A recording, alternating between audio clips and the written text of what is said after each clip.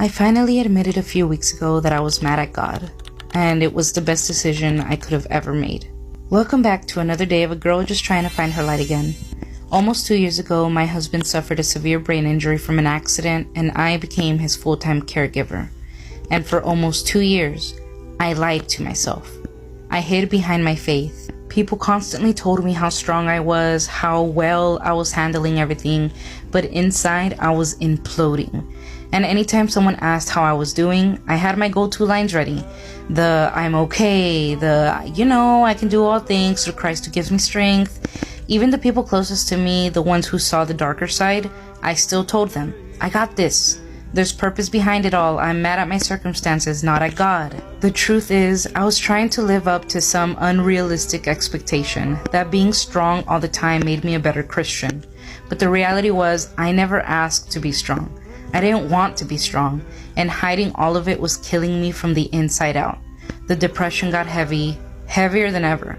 I've struggled with depression before, even self-harm growing up, to be completely honest, but the last 2 months they scared me. I scared myself with how dark my thoughts got.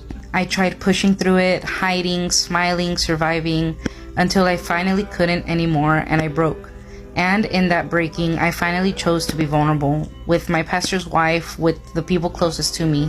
And I praise God for the community He's given me, because when I finally admitted what I was carrying, I wasn't met with judgment. I was met with grace, with understanding.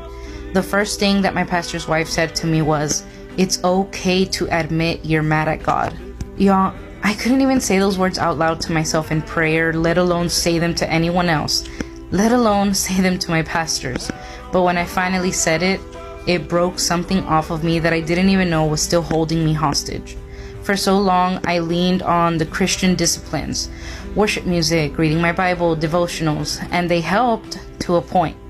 But they couldn't do what real surrender could. I thought I had surrendered everything, but God showed me, you can't truly surrender until you're honest, brutally honest with yourself and with Him.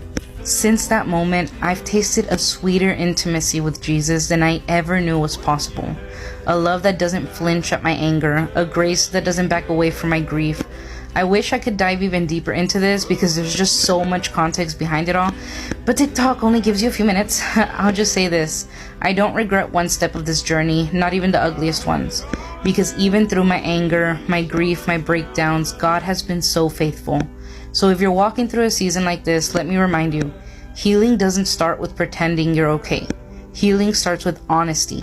And if you ever doubt that God can handle your honesty, just go read the Psalms again. You're not too messy